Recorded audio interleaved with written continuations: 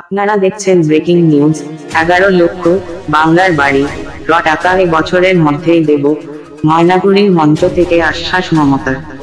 কিভাবে কমিশনের বাধা সত্ত্বেও এই টাকা দেবেন তিনি? মমতা বলেছেন, ডিজাস্টারে একটা নতুন রুল আগস্ট মাসে হয়েছে, আমি দেখে নিয়েছি, সেই নিয়মেই আপনারা টাকা পাবেন, কেউ বঞ্চিত থাকবেন না। ডিসেম্বরের মধ্যেই 11 লক্ষ বাংলার মানুষ নিজের বাড়ি বানানোর টাকা পাবেন, আর সেই টাকা দেবে পশ্চিমবঙ্গ সরকার। জলপাইগুড়ির প্রচার মঞ্চ থেকে এমনই ঘোষণা করলেন বাংলার মুখ্যমন্ত্রী মমতা বন্দ্যোপাধ্যায়। উত্তরবঙ্গের ঝড়ে কয়েক সপ্তাহ আগেই ভেঙে গিয়েছে বহু ঘরবাড়ি, আশ্রয় হারিয়েছেন মানুষ। এই সমস্ত জলদুর্গতদের অর্থ সাহায্য দেওয়া নিয়ে রাজ্যের সঙ্গে কমিশনের টানাপোড়েনও চলছে। এই পরিস্থিতিতেই রাজ্যের বাংলার বাড়ি নিয়ে এই ঘোষণা করলেন মমতা। মমতা বললেন, আমি কথা দিচ্ছি 11 লক্ষ মানুষের আবাসন এই বছরেই আমরা করব।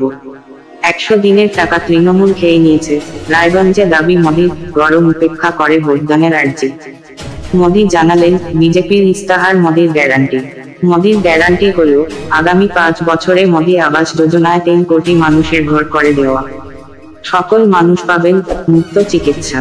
বালুরঘাটের পর মঙ্গলবার রায়গঞ্জে দ্বিতীয় সভা প্রধানমন্ত্রী মোদির। রায়গঞ্জ আসনে গতবার বিজেপির টিকিটে জিতেছিলেন দেবশ্রী চৌধুরী, তাকে কেন্দ্রের মন্ত্রীও করা হয়। তবে এবার এই কেন্দ্রের প্রার্থী বদল করেছে বিজেপি। দেবশ্রীকে দক্ষিণ কলকাতা আসনে সরিয়ে এখানে কার্তিক পালকে টিকিট দিয়েছে তারা। মঙ্গলবার অভিষেকের বিপরীতে কে এই অভিজিৎ? এত সময় নিয়ে শেষে বিজেপি কেন ঘরের ববিকেই প্রার্থী করল? রাজ্য রাজনীতিতে সেভাবে পরিচিত নন অভিজিৎ, তবে দীর্ঘদিন বিজেপির সঙ্গে যুক্ত থাকার সুবাদে দক্ষিণ 24 পরগনার রাজনীতিতে চেনা মুখ। জেলার বিজেপি নেতা কর্মীদের কাছে অভিজিৎ পরিচিত ববি নামে। রাষ্ট্রীয় স্বয়ংসেবক সংঘ RSS এর সঙ্গে যোগ খুব কম বয়স থেকেই, সেখান থেকেই করে রাজনীতিতে আসা।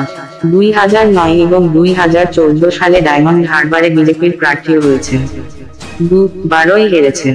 অতীত থেকে শিক্ষা নেওয়া সেই বিজেপি নেতা অভিজিৎ দাসকেই ডায়মন্ড হারবার লোকসভা কেন্দ্রের তৃণমূলের সর্বভারতীয় সাধারণ সম্পাদক অভিষেক বন্দ্যোপাধ্যায়ের বিরুদ্ধে প্রার্থী করেছে বিজেপি।